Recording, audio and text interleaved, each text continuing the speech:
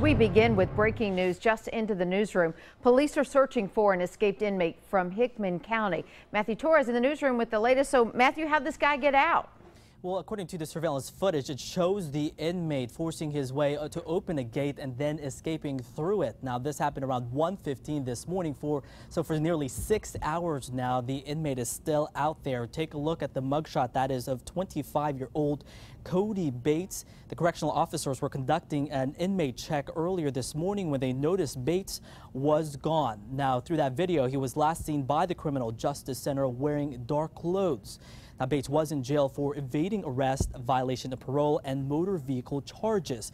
He also had outstanding warrants in Dixon County, so no violent crimes. He is considered not armed and dangerous. However, authorities are asking people, if you spot him, not to approach him, but to immediately call 911. And of course, this morning, detectives and deputies with Hickman County are conducting a full-on search. At last check, he is still out there. They are now being held by the Tennessee Department of Corrections with their K-9 units. So, Amy, people can also go to our website at newschannel5.com to look through the article with the mugshot, and they can share it also. So, therefore, they can help Hickman County find this inmate and put him back in jail. Live in the newsroom, I'm Matthew Torres, News Channel 5 HD. Thank you, Matthew. We'll continue to follow that and other breaking news. This out of East Nashville, where an argument took a violent turn and sent a man to the hospital. Cuthbert Langley at Vanderbilt Medical Center this morning, where the victim is recovering. So, Cuthbert, what's the latest in this case? Good morning, Amy. What we know right now is that the victim is still here at Vanderbilt Medical Center in stable condition this morning after being shot late last night. But again, he is expected to be okay. Now, this story revolves around two different locations in East Nashville. The first happened here on Riverside Drive, again around 10 last night. That's when the male victim came inside of a home and got into a fight with another man inside. That guy reached for a gun, pulled it out, and started shooting, and one of those bullets hit the victim. But instead of staying at the house, the victim ran away from the scene and ended up a short ways later at a different location near a bar begging for help.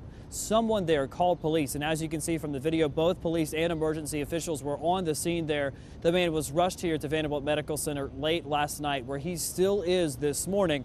Now, police have the shooter, the suspected shooter, in custody, and they are questioning him right now. However, no charges have been filed. That's because supposedly there was an order of protection out against the victim, meaning he should not have been in that home to begin with. So police right now are waiting to speak with the victim and hoping to get more information from him before deciding whether charges should be filed. So again, the suspected shooter is in custody and is cooperating with police, but so far they have not filed any charges against that suspect or the victim. We're live here at Vanderbilt Medical Center this morning. I'm Cuthbert Langley, News Channel 5 HD. Cuthbert, thank you. A developing story that we're following: a murder suspect from the mid-states behind bars after he was arrested last night in Kentucky. Zachary Thacker was arrested in Graves County late last night. He's wanted on first-degree murder, child abuse, and child neglect charges back here in Sumner County. He's now being held without bond pending extradition back to Tennessee.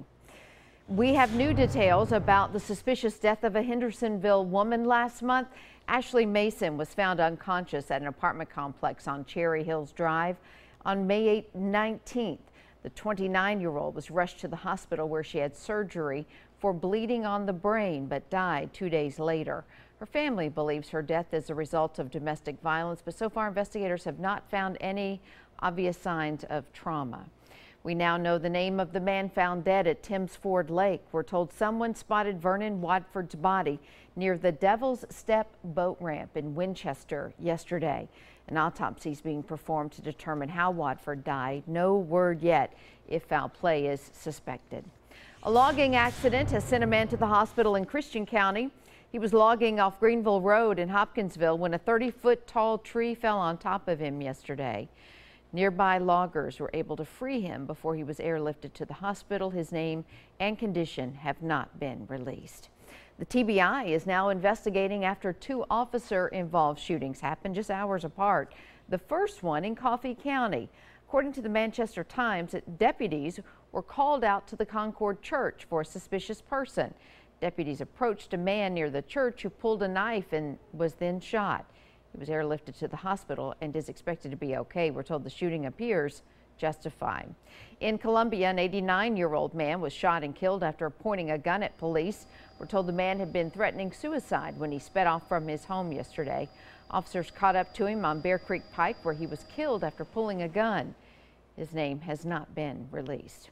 UT's top recruit and local football star Juan Jennings is in some trouble this morning. The former Blackman High quarterback is accused of assaulting a teen at a graduation party in Lebanon, damaging his car and then stealing his cell phone. Jennings committed to Tennessee after being named the state's Mr. Football.